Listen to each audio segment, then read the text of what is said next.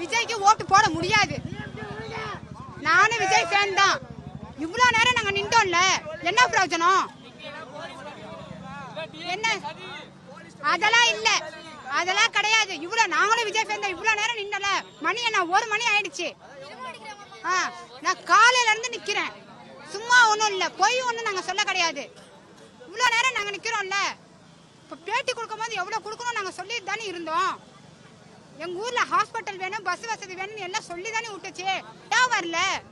அங்கிட்டு மட்டும் வந்துட்டு போனா என்ன அர்த்தம்? அப்ப இங்கெல்லாம் மனுஷனா தெரியலையா? அவ்வளவு ஆர்வமா நின்றோம்ல, எவ்வளவு நெருக்கடியில. இதே எத்தனை முறை சொல்லுவீங்க இதே? அப்ப நேரம் ஆனா அங்க கம்மி பண்ண வேண்டியதானே, நேரத்தை கம்மி பண்ணி இங்க வர வேண்டியதானே. வந்து ஒரு கைய கூடவா காமிக்க முடியாம நேரம் ஆயிடுச்சு. அவருக்குலாம் ஓட்டு இல்லங்க. நானும் அவனோட ஃபேன் தான். இல்ல கோவம் தான். ஏன் வரல? அதான் கோவம். இவ்வளவு நேரம் பாரு, எவ்வளவு பேர்த்திட்ட பேச்சு வாங்கணும், எவ்வளவு நெருக்கடி. ஒரு தண்ணி கொடுத்தாங்களா? அவ்வளவு நெருக்கடியில நின்றோம்ல. மனசாட்சியே இல்லாம போயிட்டாரு. இவரு மொத்த மனசாட்சியை பத்தி பேசினாரு. இப்ப இவரு நம்பிக்கை துரோகம் பண்ணல, இன்னைக்கு இவரு சொல்லல. அப்ப என்ன நினைச்சிட்டு இருக்காங்க? எங்களை எல்லாம் நம்ப வச்சு கழுத்தா இருக்கிறீங்களா?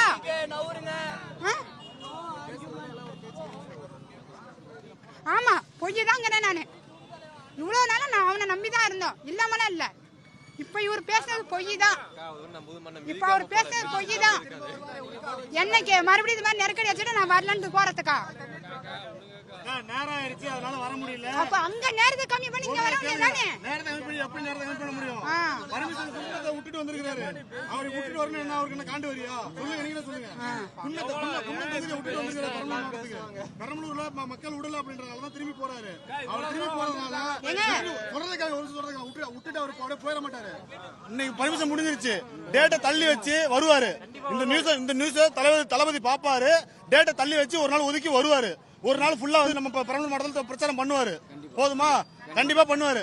நீங்க நம்புறது நம்பாது உங்களுடைய விருப்பம். நம்புறது நம்பாது உங்களுடைய விருப்பம். நீங்க வந்து உங்களுடைய இதை மட்டும் தான் பாக்குறீங்க. அவர் வந்து காலையில 5 மணில இருந்து அவர் டிராவல் பண்ணிட்டு இருக்காரு. அவரோட அசதி பார்க்கணும், அவருடைய போக்குவரத்தையும் பார்க்கணும். இதெல்லாம் பார்க்காம நம்ம மட்டுமே பண்ணிட்டு இருக்கிறோம். இப்ப நீங்க சொல்றீங்கல்ல, இப்ப நீங்க தான் சுயநலம் பண்றீங்க, நீங்க தான் துரோகம் பண்றீங்க. டைம் இல்ல, நாங்க போயிட்டோங்கிறாருல.